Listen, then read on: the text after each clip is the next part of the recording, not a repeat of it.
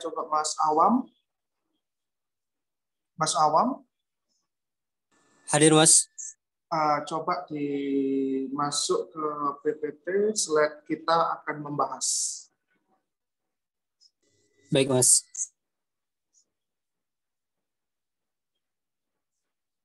Ya, teman-teman sekalian, kita akan membahas tentang 5 hal. Yang pertama adalah kondisi makroekonomi Indonesia. Yang kedua adalah siapa penopang ekonomi Indonesia. Dan yang ketiga adalah realita kebijakan UMKM Indonesia. Yang keempat adalah retorika kebijakan UMKM Indonesia. Dan yang terakhir adalah best practices optimisme UMKM Indonesia. Kita akan mulai dari kita membicarakan tentang apa yang dinamakan dengan kondisi ekonomi makro kita. Teman-teman sekalian, bahwa makroekonomi itu adalah ukuran atau capaian dalam sebuah perekonomian di sebuah negara, di mana dalam capaian makroekonomi itu pasti negara akan kemudian mengambil ruang-ruang untuk bagaimana caranya supaya secara statistik, jadi kita buat dalam tanda kutip, secara statistik perekonomian kita jauh lebih baik. Tapi ternyata setelah kurang lebih reformasi sudah berjalan 22 tahun, dan kemudian pemerintahan Jokowi JK dan kemudian ditambah Jokowi Ma'ruf sudah berjalan sekitar kurang lebih 8 tahun, ternyata Indonesia hari ini sedang mengalami apa yang dinamakan dengan kondisi stagnan. Kondisi stagnan adalah kondisi di mana perekonomian itu mengalami, dia tidak bisa maju dan dia juga tidak bisa mundur.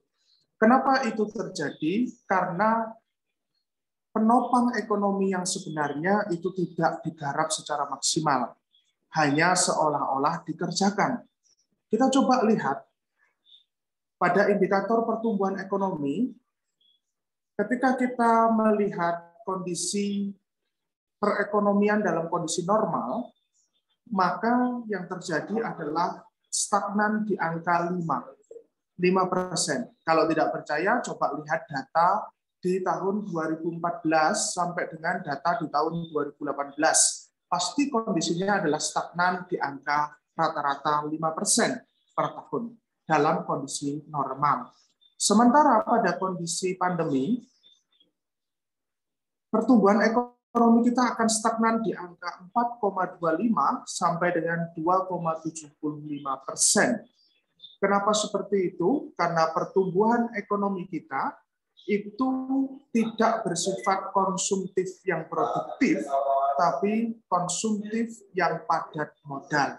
Jadi konsumtifnya padat modal. Tidak konsumtif yang produktif, tapi konsumtif yang padat modal. Lalu teman-teman masuk pada hal yang ironi di negeri kita, bahwa kemiskinan desa itu akan lebih tinggi dari kemiskinan perkotaan. Karena kemiskinan desa rata-rata 13% di tahun 2018 sampai 2020. Hal itu menggambarkan bahwa pengembangan ekonomi lokal dan ekonomi rakyat atau UMKM itu belum optimal. Jadi ekonomi rakyat bisa kita gambarkan dengan ekonomi UMKM. Itu belum optimal. Kemudian yang selanjutnya adalah ketimpangan ekonomi. Ketimpangan ekonomi kita bersifat moderat, di mana ketimpangan ekonomi yang bersifat moderat itu mengindikasikan bahwa ada kue ekonomi yang dibajak. Ada kue ekonomi yang dibajak oleh sebagian orang di dalam perekonomian. Dan benar, 10% orang kaya di Indonesia menikmati 99% kekayaan atau kue ekonomi kita. Nah, ini kan sangat tragis. Padahal penopang ekonomi kita sebenarnya siapa? Ini kita belum bedah secara maksimal. Teman-teman sekalian, masuk pada kondisi dan indikator capaian yang terakhir, yaitu tentang pengangguran. Pengangguran kita itu akan tetap tinggi dan akan terus tinggi manakala pemerintah tidak mengoptimalkan penopang ekonomi itu dijadikan benar-benar digarap secara maksimal. Benar apa yang terjadi bahwa rata-rata pertumbuhan, rata-rata pengangguran kita adalah 7,94 juta. Lalu, apa yang salah di Indonesia? Yang salah di Indonesia adalah perekonomian kita itu belum maksimal menggarap sektor-sektor yang itu menjadi penopang. Jadi penopang ekonomi belum maksimal dikerjakan. Lalu apa penopang ekonomi itu? Siapa penopang ekonomi itu? Penopang ekonomi itu adalah dua sektor penting, yaitu sektor UMKM dan sektor pertanian. Proporsi UMKM Indonesia itu terpusat pada usaha mikro dan usaha kecil, dengan kontribusi terhadap PDB sekitar 56 sampai dengan 59%, di mana kesempatan kerja yang diciptakan oleh UMKM mikro dan kecil itu berkisar pada angka 97%. Sayangnya, UMKM mikro Indonesia, UMKM makro Indonesia, mikro Indonesia dan kecil itu belum melek digital. Hanya melek digital sekitar 13%. Maka ada sisa 87% yang belum mengerti bagaimana digitalisasi marketing yang baik dan efektif. Teman-teman sekalian, maka kemudian kita bertanya lagi, sektor apa yang kemudian menjadi penopang ekonomi kita yang sebenarnya? Yang selanjutnya adalah sektor pertanian, di mana petani Indonesia itu terpusat pada petani gurem dan petani tradisional. Kontribusi terhadap PDRB-nya sekitar 16,45%. Dan petani Indonesia itu didominasi usia di atas 45%. Bayangkan.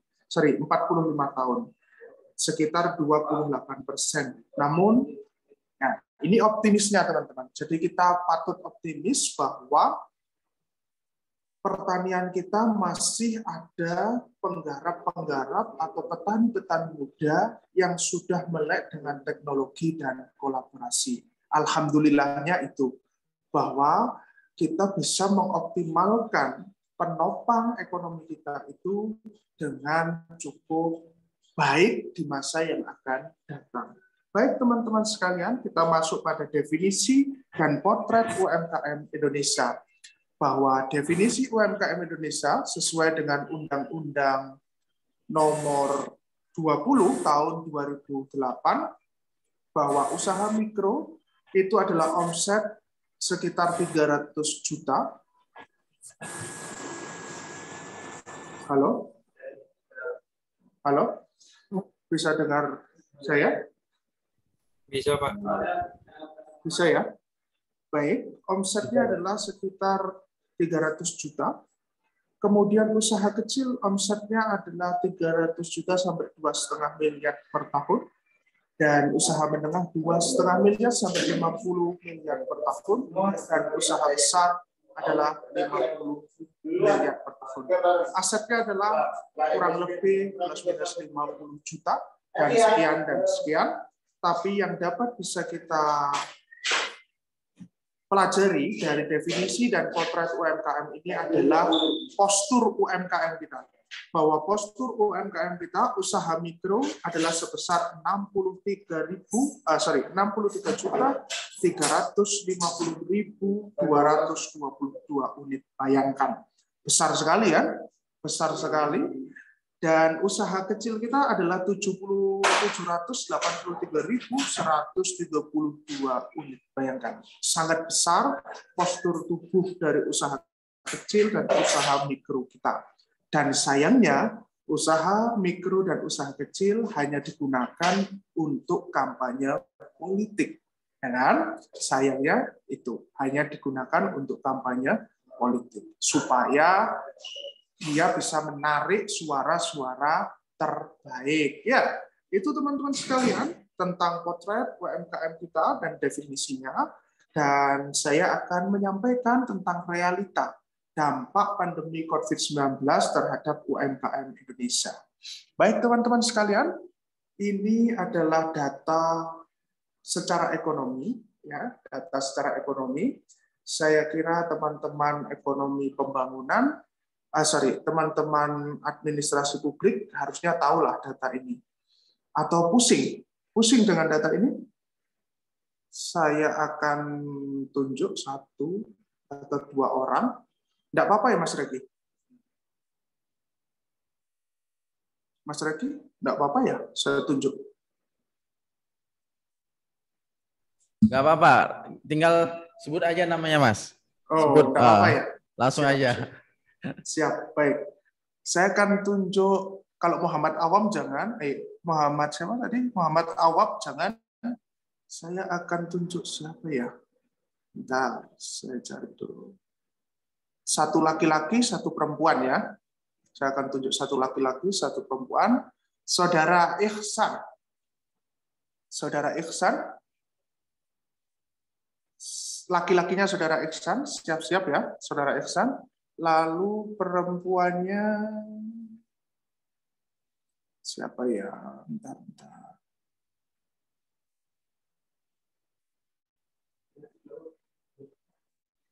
Perempuannya Saudara Friska. Oke, Saudara Ihsan dan Saudara Friska. Yang saya tanyakan, teman-teman ngerti nggak data itu? Itu data ekonomi banget itu. Teman-teman ngerti nggak data itu? Saudara dulu, yang laki-laki dulu lah, atau yang perempuan dulu, terserah. Ihsan mau laki-laki apa perempuan dulu? Perempuan sih Pak. Oke, ladies first ya. Pak. Oh ya, ladies first ya. Ya, ladies first. Oke, Friska Anindita, ya benar ya, Friska Anindita. Betul ya? Iya, Pak, ini suaranya putus-putus soalnya hujannya deras banget, nggak kedengeran. Iya, enggak apa-apa. Sama aja, ini ya juga hujan ini, sama aja. Ya, silakan. Apa yang kamu pahami tentang data ini? Ini data ekonomi banget ini, Friska. Apa yang kamu pahami? Kamu hanya paham beberapa, enggak apa-apa, enggak masalah. Karena kamu bukan orang ekonomi. Jadi apa yang kamu pahami tentang data ini, Friska?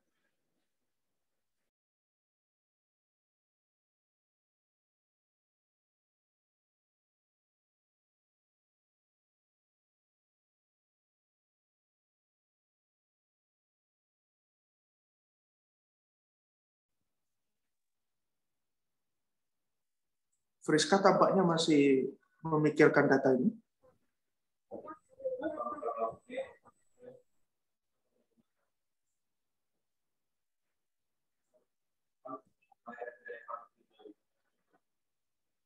Ihsan, Ya Pak. apa yang kamu dapatkan dari data ini, Ihsan? Yang saya dapatkan itu adalah dampak pandemi terhadap penjualan UMKM atau dampak pandemi terhadap penjualan di Indonesia gitu Pak. Baik, apa yang kamu ambil dari pelajaran ini?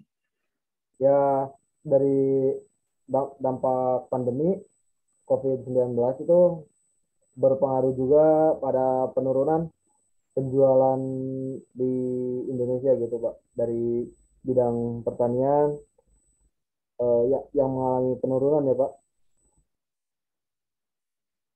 Ada bidang pertanian, terus pengolahan, industri pengolahan, lalu ada perdagangan besar dan eceran, reparasi mobil dan motor, lalu ada penyediaan akomodasi dan makanan dan minuman. Oke, Ihsan. Friska sudah nemu apa yang kamu dapatkan, Friska? Sudah nemu? Di situ terkait dampak UMKM Indonesia pada pandemi COVID, Pak. Termasuk bidang-bidang usaha masing-masing. Oke. Iksan dan Friska, terima kasih ya. Ya, Pak. Sama-sama, Pak. Saya akan terangkan, teman-teman. Jadi Friska dan Iksan tadi ya enggak salah, benar, ada benarnya juga. Tapi saya akan terangkan mulai awal ya. Oke, teman-teman. Sekarang perhatikan yang 2,65. Perhatikan itu ya. Sudah perhatikan semua? Sudah memperhatikan semua? Sudah memperhatikan? Oke. Itu adalah kondisi penjualan UMKM Indonesia saat masa pandemi, di mana penjualan UMKM Indonesia itu mengalami penurunan terbesar. Hal itu dikarenakan UMKM Indonesia itu, coba lihat, ini, coba lihat warna orange. Coba lihat warna orange di 265, itu kan ada warna orange kan? Nemu? Bisa dibaca tabelnya? Kurang terbaca, Pak. Oh, kurang terbaca? Enggak. Di saya bisa tuh? Bisa, Pak. Bisa. Barusan kecil apa itunya? Kecil ya. Itu ada fisik online, ada online fisik. Itu maksudnya adalah apa? Maksudnya adalah sifat dari tokonya, sifat dari toko di UMKM tersebut. Oke, sudah paham semua? Jadi sifatnya ada 3. Yang pertama fisik online, maksudnya ada tokonya secara fisik dan berbasis online. Lalu yang kedua ada online. Yang ketiga adalah fisik saja. Oke, coba di zoom.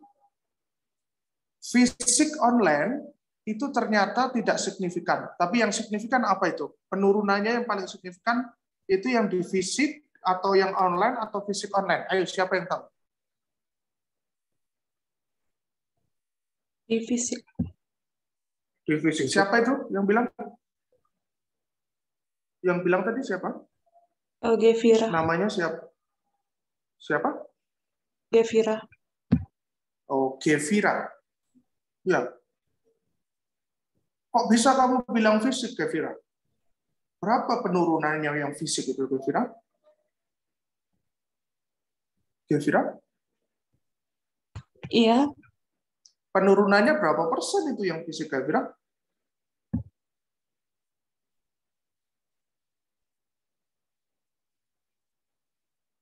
Ayo, ada clue-nya loh di situ. Penurunannya adalah 75%, Gevira dan teman-teman sekalian. Jadi penurunannya adalah 75%. Kok bisa tahu, Mas? Nah, itu coba zoom. Coba zoom.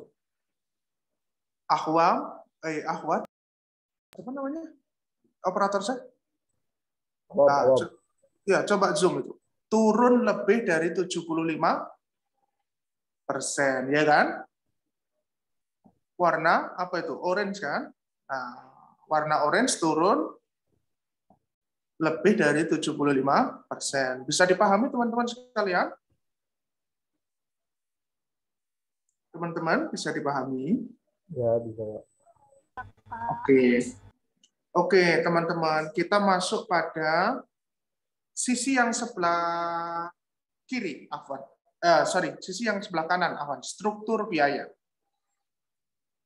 Oke, ini adalah struktur biaya UMKM Indonesia, di mana struktur biayanya itu ada indikatornya. Indikatornya sampai G, dari A sampai G. Ada yang tetap, ada yang turun, ada yang turun lebih turun 50%, turun lebih dari 50 sampai 75%, turun lebih besar dari 75%, meningkat 50% dan lain sebagainya. Baik, teman-teman, ini adalah yang dinamakan dengan struktur biaya. Struktur biaya itu adalah apa-apa yang dikeluarkan oleh UMKM tersebut. Bisa dipahami, teman-teman? Maaf Pak, masih belum mengerti. Bisa Pak. dipahami? Pak. Masih belum mengerti Pak. Oke, jadi ini adalah struktur biaya yang dimiliki oleh UMKM. Ada biaya bahan baku, biaya tenaga kerja, biaya transportasi. Ya, ada biaya lain-lain. Bisa dipahami teman-teman? Bisa Pak. Baik, di dalam indikator ini, yang warna merah, yang saya kasih warna merah itu adalah penurunannya. Jadi yang saya kasih warna merah adalah penurunannya. Sorry, yang saya kasih warna merah adalah peningkatan biaya tersebut. Ya, peningkatan biaya tersebut. Baik, saya akan kasih satu contoh, yaitu biaya kerja dan tenaga kerja yang meningkat 57%. Ya, jadi biayanya meningkat 57%. Oke, teman-teman, bisa dipahami? Jadi selama pandemi, biayanya malah membengkak 57% UMKM. Oke? Bisa dipahami, teman-teman? Maaf Pak. Bisa dipahami? Yang 57% itu kalau dilihat dari itunya tetap Pak, warna biru tetap, warna hijau menurun, warna merah meningkat. Iya, kan warna merah itu meningkat. Saya sudah ngomong meningkat tadi kan? Oh iya, Pak. Jadi ini struktur 57% itu adalah peningkatan. Jadi peningkatan atas apa? Biaya tenaga kerja. Ya, biaya tenaga kerja. Begitu siapa nih? Ihsan. Ya, benar ya, Ihsan. Iya, Pak. Nah, itu terjadi peningkatan biaya tenaga kerja. Oke, teman-teman. Kita masuk pada produksi. Coba Ahwan, coba diklik produksi. Nah, ini bukan indikator produksi di dalam PDRB, tapi ini adalah UMKM. UMKM sesuai bidang usahanya. Jadi ini adalah UMKM sesuai bidang usahanya. Oke, teman-teman. Mana UMKM yang sesuai bidang usahanya yang mengalami penurunan penjualan paling banyak? Mana? Saya akan tunjuk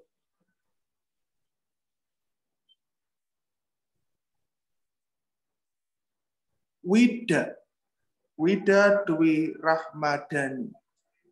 Mana UMKM dengan bidang usahanya yang paling mengalami penurunan penjualan?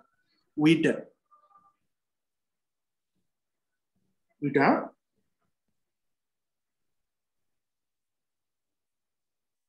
Wida, bisa mendengar suara saya? Wida? Ya. Mana UMKM dalam bidang usahanya yang mengalami penurunan paling banyak? Industri pengolahan. Industri pengolahan. Kenapa, Wida? Karena rating persenannya itu cukup drastis menurunnya, lebih dari 75%. Iya, benar. Jadi industri pengolahan itu seperti apa sih contohnya? Industri pengolahan di UMKM, industri pengolahan seperti apa? Misalnya begini, misalnya ada apel, ya apel. Nah itu industri pengolahannya apa berarti apel itu? Buat keripik buat keripik apel, kemudian buat kue-kue kudapan-kudapan dari apel. Ya, siapa yang tadi ngomong? Siapa ini? Oh ya, Ihsan. Apa sih industri pengolahan itu apa, Ihsan? Contohnya, saya kasih contoh apel sama pisang. Berarti industri pengolahan yang bisa dibuat apa, Ihsan? Keripik bisa, Pak. Terus ada manisan, Pak, manisan. Oke, berarti teman-teman semua sudah tahu ya industri pengolahan itu seperti apa. Oke, kita akan lanjut teman-teman karena materi kita banyak sekali hari ini. Jadi kita akan lanjut ke PPT slide yang selanjutnya. Baik, dari dampak COVID-19 terhadap UMKM itu, Di dalam ekonomi itu harus, teman-teman, harus ada yang namanya stimulus. Stimulus itu apa ya? Stimulus fiskal itu apa? Erika Artamevia. Stimulus fiskal itu apa ya? Erika? Apa stimulus fiskal, Erika? Sebuah kebijakan ekonomi, bukan, Pak? Iya, memang kebijakan ekonomi, tapi apa? Yang seperti apa itu, Erika? Yang untuk mengatasi dari yang terdampak UMKM, Pak. Oke, Muhammad Rizky. Ya, Apa iya, Pak. kebijakan stimulus fiskal itu, Muhammad Rizky? Suatu kebijakan dalam hal keuangan, Pak. Oke, suatu kebijakan dalam hal keuangan. Keuangannya diapakan, Muhammad Rizky? Kayak pemerintah mengatasi krisis ekonomi. Kenapa kok krisis ekonomi harus dihalau, Muhammad Rizky?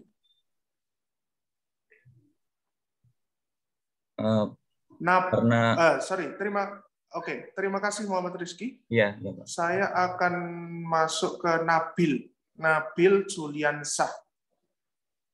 Nabil Juliansyah. Kenapa krisis Rizky tadi bilang stimulus fiskal untuk menghalau krisis. Kenapa kok krisis harus dihalau? Juliansyah? Saya krisis ekonomi itu kan akan mengakibatkan kontroversial pada masyarakat. Jadi pemerintahan itu harus mengatasi masalah yang ada pada masyarakat. Oke, terima kasih Nabil. Baik, saya akan terangkan sederhana saja. Stimulus fiskal itu adalah kondisi di mana negara melakukan peningkatan daya beli masyarakat dengan menyuntikkan bantuan-bantuan berbasis tunai. Jadi bantuan-bantuan berbasis tunai. Tapi format kebijakan ini sangat banyak sekali. Ternyata di dalam UMKM, untuk dampak COVID-19 terhadap UMKM, itu sudah dibuat tangga. Ya, Muhammad Awab, coba di screen tangganya Muhammad Awab. Oke.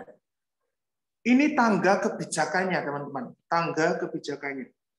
Di mana UMKM itu dia dikasih stimulus fiskal 123,64 triliun. Bayangin, banyak banget ya. Dikasih kebijakan, dikasih stimulus fiskal sekitar 123,46 triliun. Banyak sekali ya. Nah, ini tangganya, tangga kebijakannya.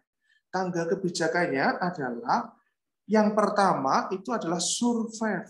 Jadi survive artinya dia bertahan saja. Apa caranya? Caranya ada 3. Nomor 1, nomor 2, dan nomor 3. Yaitu bantuan sosial, relaksasi dan rekonstruksi kredit, dan insentif pajak. Lalu untuk pemulihan, untuk kebijakan yang berbasis pemulihan, itu ada digitalisasi UMKM, ada pembiayaan modal kerja, dan ada aktivasi dan perluasan penyerapan pasar, dan yang terakhir adalah konsolidasi brand. Oke, teman-teman sekalian, sudah bisa dipahami tentang ini? Siapa yang tidak paham? Siapa yang tidak paham? Nah, ini adalah apa? Ini adalah kerjaan kalian di kebijakan publik untuk membuat yang dinamakan kebijakan. Ya, kebijakan untuk menghalau apa? Menghalau yang dinamakan krisis ekonomi. Nah, ini berdasarkan pada peraturan Presiden nomor 72 tahun 2020 bahwa UMKM adalah sebagai apa? Sebagai sektor prioritas untuk kemudian dibantu distimulus fiskalnya agar tidak terdampak COVID-19 secara signifikan. Baik teman-teman sekalian, kita masuk pada slide yang selanjutnya, yaitu tentang kebijakan pembiayaan terhadap UMKM. Nah, ini sebelum COVID. Jadi, ini sebelum COVID. Nah, ini orang ekonomi ini biasanya yang pakai variabel gini, pakai apa namanya? Pakai bagan begini ya. Ada yang paham nggak ini bagannya? Jangan-jangan nggak paham ini bagannya. Nanti saya dimarahi Mas Reki kalau nggak paham. Ayo, ada yang paham nggak tentang bagan ini?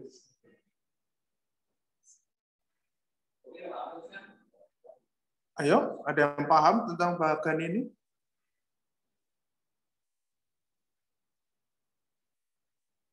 Rona Aulia. Rona Aulia. Iya, Pak. Ada orangnya?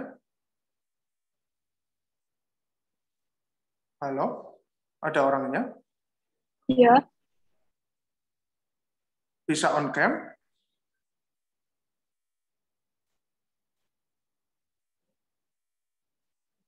Rona, bisa on cam? Iya.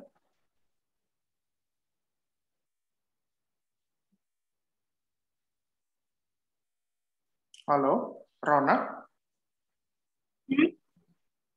Oke. Kamu tahu bagan ini? Pak? Bagan ini paham? Kurang. Enggak paham? Enggak. Enggak paham sama sekali? Rona, enggak paham sama sekali?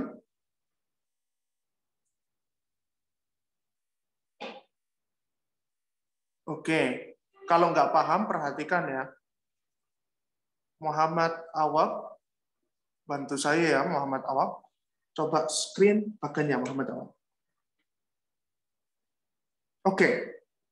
Oke. Saya akan kasih kalian satu ya. Saya terangkan satu-satu, kalian lihat dengan seksama. Kita masuk pada bagan di pojok kiri itu ada memulai. Memulai itu artinya adalah bantuan pembiayaan untuk UMKM yang baru memulai, memulai. Oke, ini bantuan untuk UMKM yang baru memulai. Berapa skalanya? Skala usahanya seperti apa? Skala usahanya adalah ada di bagan yang sebelah kiri. Mikro, kecil, menengah. Oke. Sudah paham? Mikro. Mikro itu berapa lama? 6 bulan sampai 3 tahun. Ada yang 3 sampai 8 tahun. Ada yang 8 sampai 15 tahun. Lalu kecil itu berapa? 15 sampai 20 tahun. Lalu menengah itu berapa? Lebih besar daripada 20 tahun. Oke, sudah bisa dipahami soal skala usaha? Sudah bisa dipahami? Sudah bisa dipahami soal skala usaha? Kalau ada yang sudah begini-begini berarti sudah paham. Baik, lalu masuk pada memulai. Memulai itu ada bantuan dari negara, itu berupa bantuan wirausahawan pemula, kemudian ada ulam mekar dan ultra mikro program. Lalu kita masuk pada potensial. Potensial itu adalah ada bantuan kur mikro. Lalu kita masuk pada berjalan, itu ada bantuan kur kecil dan bantuan dana bergulir. Nah, ini antara memulai, potensial, dan berjalan, ini dibiayai oleh negara. Ya, jadi ini dibiayai oleh negara. Jadi negara membiayai ini. Sementara yang layak dan akses bank itu tidak dibiayai oleh negara. Jadi tidak distimulus oleh negara. Oke, teman-teman sekalian, bisa dimengerti? Winda, kamu ngerti apa enggak, Winda?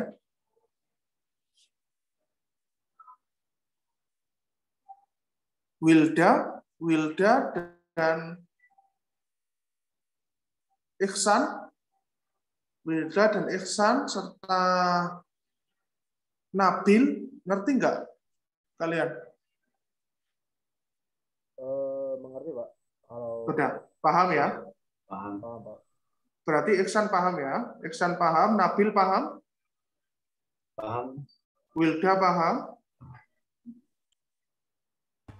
Pak, izin bertanya, Pak.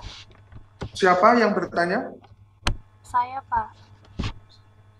Oke, Yohana. Kenapa Yohana?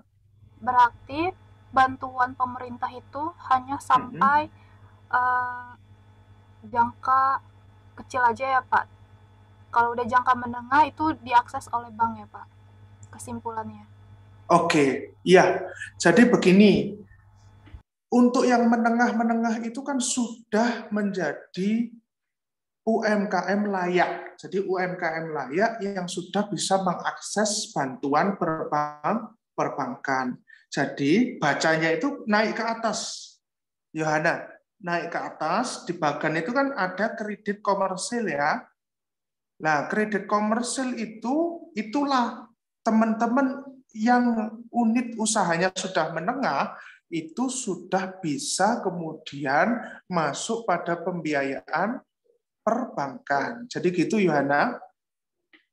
Sudah bisa dimengerti, Yohana? Sudah, Pak. Baik, terima kasih, Yohana.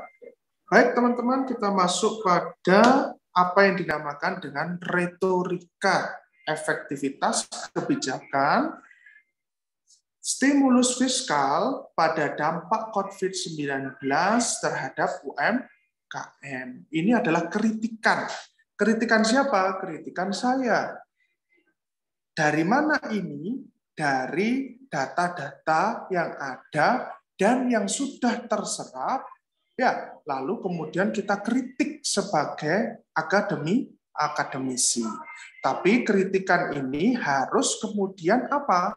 Harus kemudian mendasar, harus ada apa? Jadi kalau kalian ingin mengkritik sebuah kebijakan, kalian harus paham dua hal. Yang pertama, kebijakan itu untuk apa? Untuk apa, untuk siapa, dan bagaimana. Lalu yang kedua, kalian harus paham tentang apa yang dinamakan dengan data yang bisa digunakan untuk mengargumentasikan kritikan kalian. Jadi, saya akan coba mengambil retorika. Jadi, saya mencoba mengambil bahwa ternyata kebijakan stimulus fiskal kita itu masih bersifat retorika. Kenapa seperti itu? Mari kita masuk pada pembahasannya. Yang pertama adalah e-form UMKM. Jadi UMKM itu ketika COVID-19 oleh Kementerian Koperasi dan UKM itu disuruh atau diperintahkan untuk apa? Untuk mengambil atau mengakses apa yang dinamakan e-form UMKM. Tujuannya adalah apa? Tujuannya adalah untuk mendapatkan bantuan dana tadi. Ya, bantuan stimulus fiskal tadi. Ternyata dari target UMKM yang kemudian harus dibantu, yaitu 63.350.220 unit usaha mikro yang ada di Indonesia, yang sudah mengakses e-form itu baru 9.108.000 unit. Berarti apakah kebijakan ini sudah efektif? Coba direnungkan sama-sama. Lalu yang kedua adalah UMKM Go Digital itu baru berada pada angka 2 juta UMKM dari target 8 juta UMKM Go Digital. Lalu yang ketiga adalah program Gerakan Nasional Bangga Buatan Indonesia sangat kurang efektif karena barang impor memiliki harga yang lebih kompetitif dan diminati konsumen dalam negeri. Kok bisa saya bilang begitu? Saya akan tanya ke teman-teman yang senangannya belanja online. Coba, siapa yang senangannya suka belanja online? Siapa? Siapa yang suka belanja online? Iksan tidak suka belanja online? Suka, Pak. Apa, Iksan? Suka, Pak. Oh, suka belanja online ya. Iksan, kalau kamu belanja online, kamu pilih produk dalam negeri atau kemudian milih yang harganya murah? Dalam negeri sih, Pak. Tapi, wah, ini kategori gimana, Pak? Ada masih di penjelasan ya, Pak? Oh, dalam oke, negeri, boleh. Tapi dengan kategori pokoknya dapat dipercaya, produknya ori tapi murah gitu. Oke, Iksan. Jadi Iksan masih punya nasionalisme ya. Jadi program Gerakan Nasional Bangga Buatan Indonesia masih dipakai oleh Iksan berarti ya. Ada yang berbeda seperti Iksan? Yang senangannya online, belanja online, tapi suka belanja yang harganya murah, ada?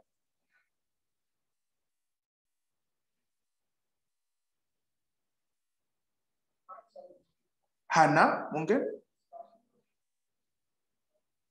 Hana tidak suka belanja online? Suka, Pak. Suka yang belanja online yang harganya murah atau yang produk Indonesia, Hana? Yang murah tapi di dalam negeri, soalnya biar cepet nyampe-nya. Oke, teman-teman sekalian, berarti kenapa kok saya ngomong belum efektif? Karena ternyata hampir 78% barang di marketplace itu adalah dari impor, ya, sehingga saya mengatakan fakta data seperti itu. Lalu kemudian teman-teman yang keempat adalah soal bahwa kebijakan itu kan harus punya yang dinamakan roadmap. Ya, kebijakan harus punya yang dinamakan roadmap. Ternyata roadmap ekosistem UMKM Go Digital itu belum efektif dan belum membawa dampak positif bagi UMKM. Jadi roadmap ini adalah bagaimana sih jalan dari kebijakan ini? Apakah kebijakan ini dalam jangka panjang seperti apa, jangka menengah seperti apa, jangka pendek seperti apa? Itulah yang dinamakan dengan roadmap. Ternyata roadmap ekosistem UMKM Go Digital itu baru ada di Kementerian Infokom. Sementara di Kementerian UMKM dan Koperasi itu sedang digodok, tapi kebijakannya sudah digulirkan. Baik teman-teman sekalian, itulah yang dinamakan dengan retorika efektivitas kebijakan stimulus fiskal, dampaknya terhadap UMKM. Lalu kita masuk pada harusnya seperti apa dalam sebuah kebijakan.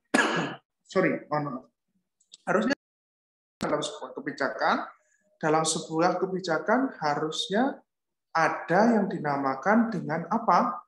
Ada yang dinamakan dengan pembangunan kolaborasi. Jadi ada kebijakan yang berbasis kolaborasi. Sudah paham kebijakan yang berbasis kolaborasi itu seperti apa dan bagaimana? Sudah paham? Yohana, sudah paham kebijakan yang berbasis kolaborasi itu seperti apa?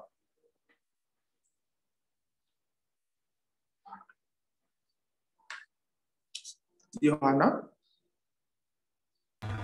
Kalau menurut saya, Pak, kolaborasi itu berarti menggabungkan dengan sistem atau layanan yang lain, tapi mengutamakan dimensi efeknya, prosesnya, dan hasilnya, dan tujuannya, apakah tujuannya sudah berhasil atau tidak. Oke, Yohana. Terima kasih, Yohana. Baik, saya akan terangkan satu-satu.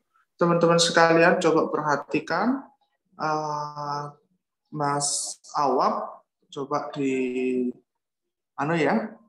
kalau memang nanti ada yang nggak jelas, coba nanti bisa di zoom in, bisa terserah Mas Awab.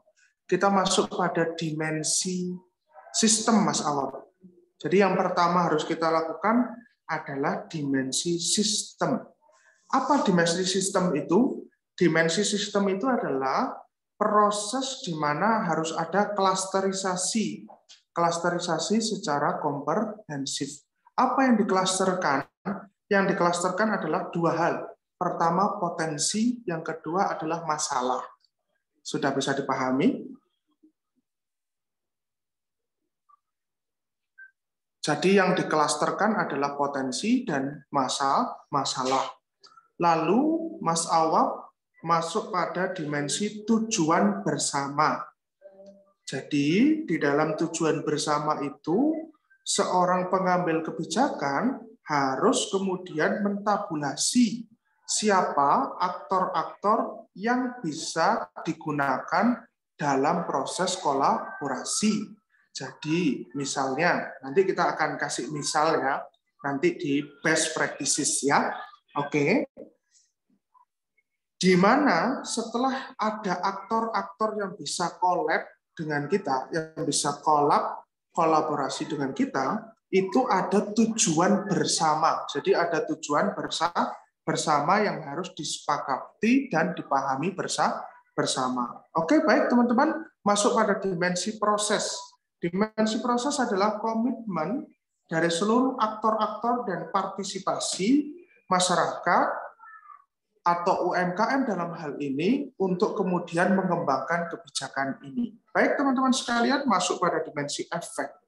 Dimensi efek adalah bagaimana menciptakan kesejahteraan berupa livelihood resources pada kondisi usaha, lalu livelihood income pada keterjangkauan umum untuk meningkatkan optimalisasi.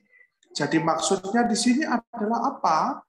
Bahwa sebuah kebijakan dia harus kemudian memperhatikan well-being atas objek sasaran dari kebijakan tersebut. Baik teman-teman sekalian, itulah yang dinamakan dengan bagaimana sebuah kebijakan itu harus dibangun kolaborasinya. Ada 4 dimensi yang perlu dipelajari. Nah, nanti Mas Reki, nanti ini ada bahan Mas Reki, ini bisa jadi tugas ini Mas Reki. Jadi ini bisa jadi tugas Mas Reki. Ya, baik teman-teman sekalian, kita masuk pada PPT yang selanjutnya, yaitu Best Practices Kebijakan UMKM Indonesia Part 1. Mas Awab sudah dimasukkan ke slide itu. Baik teman-teman sekalian, siapa yang orang Jawa Barat? Ada yang orang Jawa Barat? Saya, Pak. Siapa itu namanya? Sebut dong namanya. Ihsan. Ihsan. Oh, Ihsan itu orang Jawa Barat? Iya, Pak. Orang Jawa Barat. Orang mana? Orang mana Jawa Baratnya? Pangandaran, Pak. Oke, Pangandaran. Nah, ternyata di Jawa Barat ada program kebijakan dari provinsi yang namanya apa? UMKM Juara. Ya. Nah, UMKM ya, Juara. Nah, baik. Ada yang dari Provinsi Jawa Tengah? Siapa yang dari Provinsi Jawa Tengah?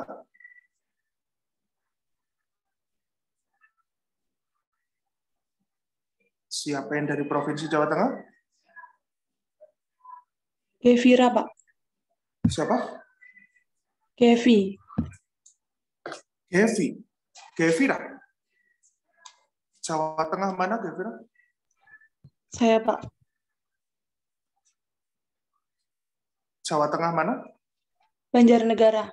Oh, Banjarnegara. Iya. Ada kebijakan di Jawa Tengah yang namanya UMKM Gayeng. Tahu nggak, Gevira? Gevira tahu nggak kebijakan ini? Belum tahu, Pak. Wah, ini Mas Reki ini bisa jadi tugas itu, Mas Reki. Nggak ada yang tahu, belum tahu itu UMKM Gayeng ya. Nanti kita rencanakan, Mas Roni.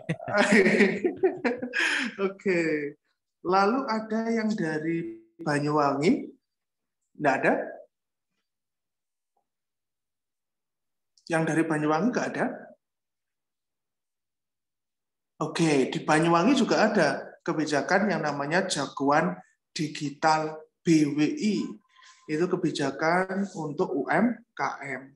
Nah, teman-teman sekalian, saya akan kasih contoh kebijakan yang mana ya?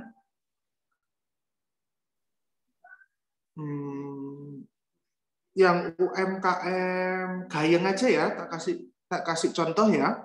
Nah, UMKM Gayeng itu adalah kebijakan dari Gubernur Jawa Tengah, Bapak Ganjar Pranowo, ya. Nah, itu adalah skema kebijakan kolaboratif. Jadi skema kebijakannya adalah berbasis kolaboratif. Dia itu punya 5 sasaran program. Yang pertama, coaching terhadap UMKM. Yang kedua adalah UMKM Expo. Yang ketiga adalah pembiayaan UMKM bertahap. Dan yang terakhir adalah Lapak Ganjar. Nah, ini yang teman-teman ada di IG pasti tahulah Lapak Ganjar. Terlepas pencitraan atau tidak, tapi itu sudah membantu UMKM. Ya, baik teman-teman sekalian, dari situ kita bisa belajar. Ya, kita bisa belajar 4 hal yang bisa kita pelajari. Jadi 4 hal yang bisa kita pelajari dari hal itu adalah yang pertama tentang knowledge resource.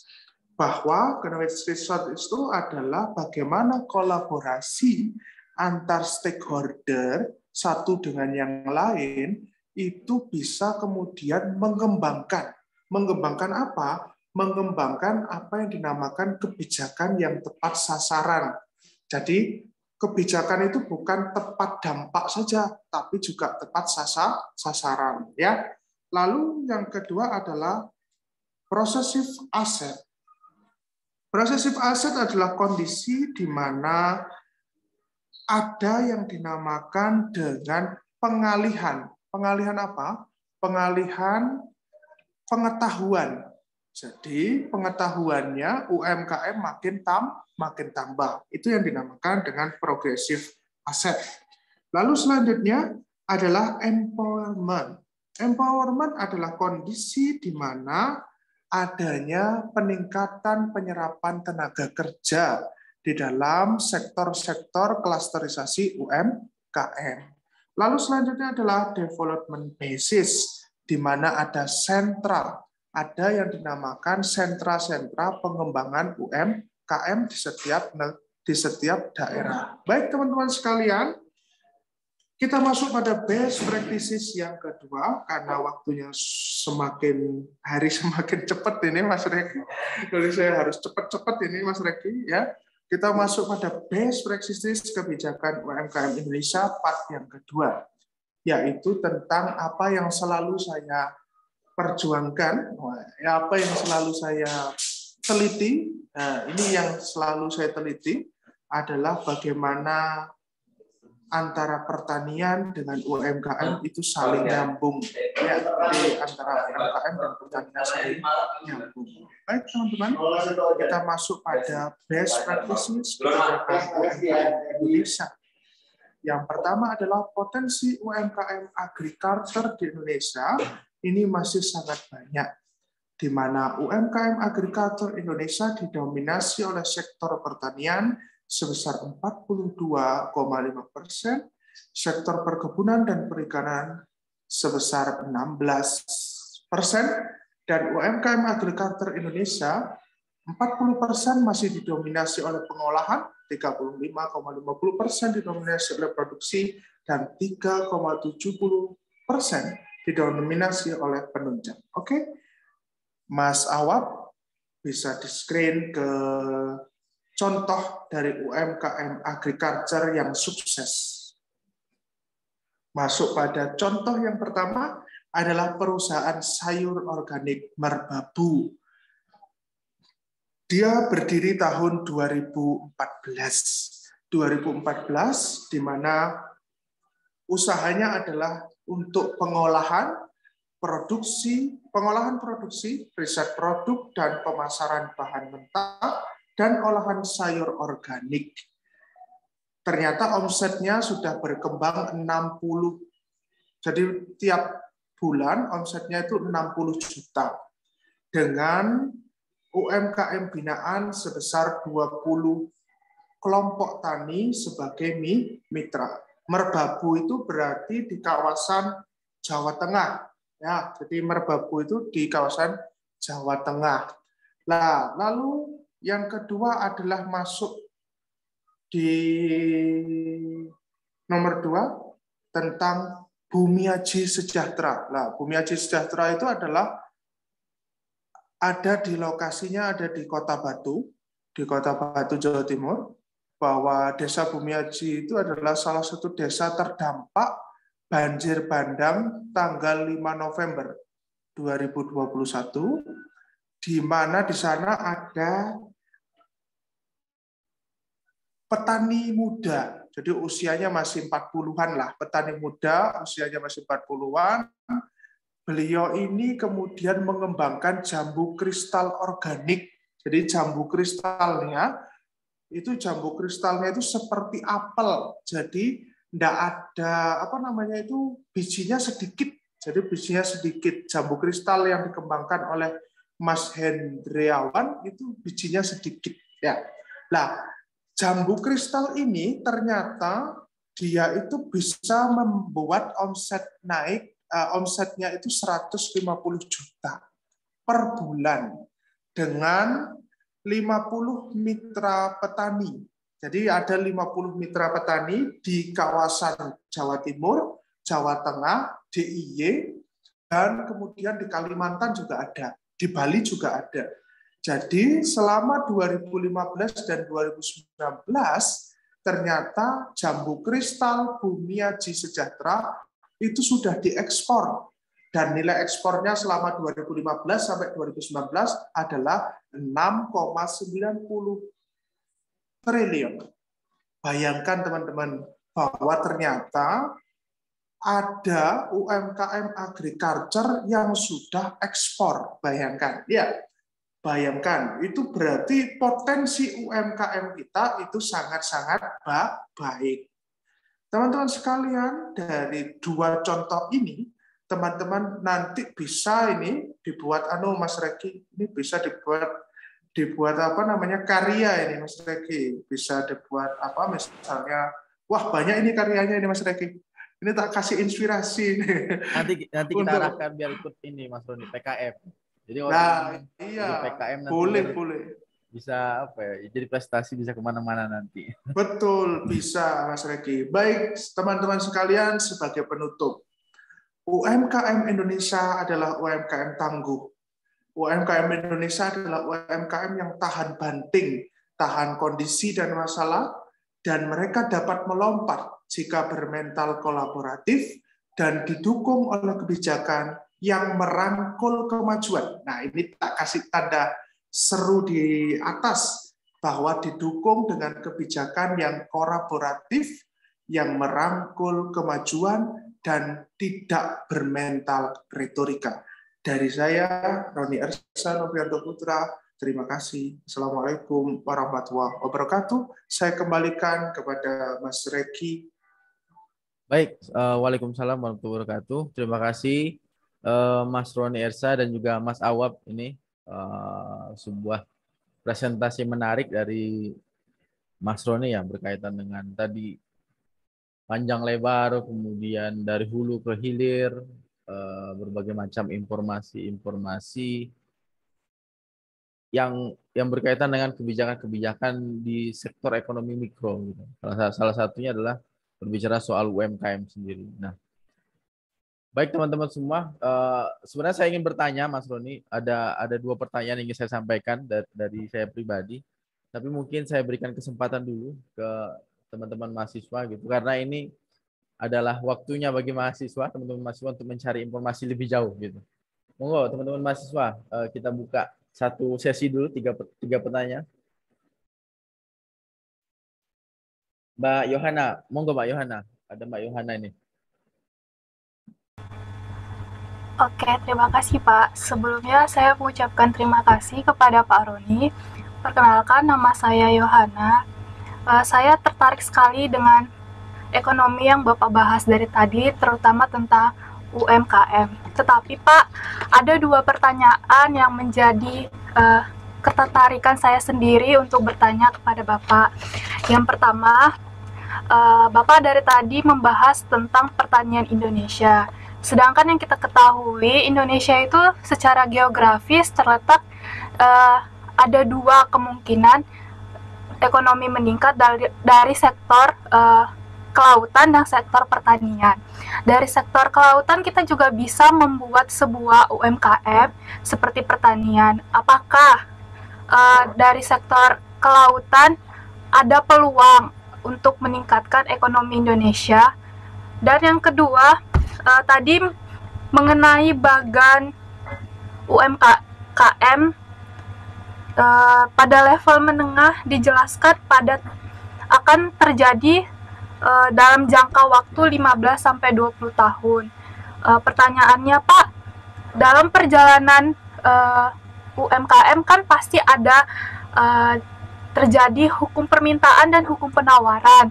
Apabila suatu UMKM itu terjadi kalah saing yang berakibatkan fatal atau bangkrut, bagaimana tindakan dari sebuah bank atau pemerintah untuk memotivasi masyarakat Indonesia, terutama yang membuat UMKM supaya tetap bangkit dan meneruskan perjalanan ekonominya. Begitu Pak dari saya, terima kasih. Oke, terima kasih Mbak Yohana. Jadi ada dua pertanyaan nih Mas Roni. Pertama berkaitan apakah mungkin ada UMKM yang dia berasal dari atau sektor bisnisnya itu berasal dari kelautan gitu. Kemudian yang kedua bagaimana caranya dari sisi pemerintah atau kemudian bank gitu untuk memastikan bahwa UMKM itu tetap punya punya upaya, punya niatan baik untuk kemudian melunasi berbagai macam kredit-kredit yang diberikan oleh pemerintah, mungkin seperti itu. Saya tampung dulu, tapi nanti apabila belum ada pertanyaan dari teman-teman bisa langsung dijawab Mas Roni. Monggo yang lain masih ada yang ingin ditanyakan teman-teman semua? Ada dua orang ini bentar. Saya Pak ingin bertanya, cuma Mas Owen gimana? Cuma saya pengen dengar dulu jawaban dari yang Yohana gitu Pak. Oh oke. Berarti kita coba ke teman yang satu lagi ya, Mbak Hana Lutfia. Baik, terima kasih atas kesempatannya. Izin bertanya Pak tentang contoh kampanye politik yang dimaksud pada UMKM kecil dan mikro.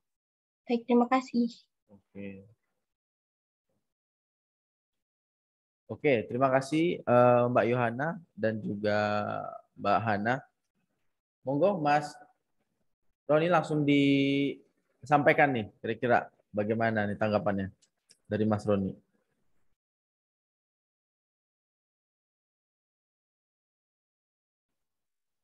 Baik, terima kasih. Bisa dengar suara saya? Bisa, udah. Bisa ya? Oke, terima kasih Yohana dan Hana. Ya, Yohana dan Hana, sementara Iksan menunggu jawaban dari Yohana. Ya, jawaban dari pertanyaan Yohana. Oke, baik. Ini pertanyaan yang bagus-bagus. Ini saya optimis ya. Generasi milenial ini kritis ternyata ya. Nah, oke, Yohana, apakah UMKM perikanan itu punya potensi? Sangat punya potensi. Cuman masalahnya adalah adanya politik will atau tidak. Politik will itu adalah kebijakan. Jadi ada nggak kebijaksanaan dan kebijakan. Jadi ada dua. Kebijakan dan kebijaksanaan dari siapa? Dari pemerintah daerah. Dari siapa? Dari kementerian. Dari siapa? Dari orang-orang yang ada di dalam stakeholder untuk mengurusi perikanan. Ada nggak politik will-nya? Sudah ada nggak kebijakan roadmap yang kemudian mengantarkan UMKM perikanan itu bisa menjadi naik kelas misalnya, atau kemudian menjadi lebih berdaya misalnya? Ada nggak? Nah, kalau itu ada, berarti ada optimisme bahwa UMKM perikanan itu bisa jauh lebih baik lagi di masa yang akan datang, Yohana. Tapi ketika saya kemudian melakukan riset, kebanyakan UMKM perikanan itu kolaborasinya bukan dengan siapa? Bukan dengan pengambil kebijakan, tapi kebanyakan berkolaborasi dengan swasta untuk kemudian meningkatkan apa yang dinamakan dengan skill mereka, baik skill penjualan maupun skill yang lain. Jadi Yohana, sepertinya Yohana harus kemudian makin getol ya untuk ngambil best practices apa yang kemudian bisa dikembangkan untuk UMKM perikanan. Saya ambil satu contoh UMKM perikanan yang maju, itu di daerah Pangandaran. Di daerah Pangandaran ada UMKM perikanan yang maju, dia itu dari hulu sampai hilir. Dari hulu sampai hilir itu dia kembangkan. Bagaimana kemudian menyejahterakan nelayannya, bagaimana kemudian menyejahterakan ibu-ibu dari istri-istri dari nelayan. Kemudian bagaimana mengembangkan proyek-proyek itu dengan menggandeng pemuda-pemuda di sekitar lokasi. Nah, itu semua kan ranah-ranah dari orang-orang kebijakan publik. Ya, ranah-ranah dari orang-orang kebijakan publik yang bisa membangun roadmap. Apa sih roadmap-nya? Bagaimana sih roadmap-nya kan gitu. Itu Yohana tentang apakah UMKM perikanan itu bisa dikembangkan atau bisa kemudian juga sama-sama maju dengan UMKM pertanian. Karena kenapa Yohana kok seperti itu? Karena pertanian, perikanan, perkebunan itu satu rumpun. Ya, satu rumpun yang kemudian dia itu seiring sejalan, seia sekata. Itu Yohana. Lalu bagaimana tindakan ketika UMKM itu mengalami kalah saing dan akan bangkrut? Nah, itu bagaimana tindakannya bank dan pemerintah? Ya, jadi kalau bank itu sebelum ada kredit itu ada yang dinamakan survei kredit, di mana survei kredit itu untuk mengetahui apakah usaha itu atau UMKM itu bisa melunasi tagihannya atau tidak, apa asetnya, dan lain sebagainya. Itu ada 5P. Di dalam ekonomi keuangan perbankan, itu ada 5P. Dan 5P itulah yang kemudian oleh sektor-sektor perbankan diukur ke UMKM tersebut. Di mana UMKM tersebut, kalau dia dapat kredit, otomatis 5P-nya itu sudah terukur, dan kemudian perbankan sudah paham ketika dia mengalami kalah saing atau mengalami bangkrut, kalau perbankan itu, kalau nyebut nama kan nggak enak ya, nama merek BUMN-nya kan nggak enak ya, karena di-record ya. Waduh, ini nyebut. Iya, jangan Mas. Iya, nggak enak ini. Ya, jadi ada bank bank BUMN lah yang kemudian punya roadmap untuk mengendalikan apa? Mengendalikan supaya UMKM binaannya itu tidak bangkrut. Nah, itu ada satu bank BUMN yang seperti itu. Itu Yohana, bisa diterima Yohana atau ada pertanyaan balik? Silakan Yohana. Ada satu yang menjadi daya tarik saya lagi, Pak. Seperti di kota saya, Pak, kota Batam itu kan dikelilingi oleh lautan. Hingga saat ini itu belum ada namanya pembentukan UMKM.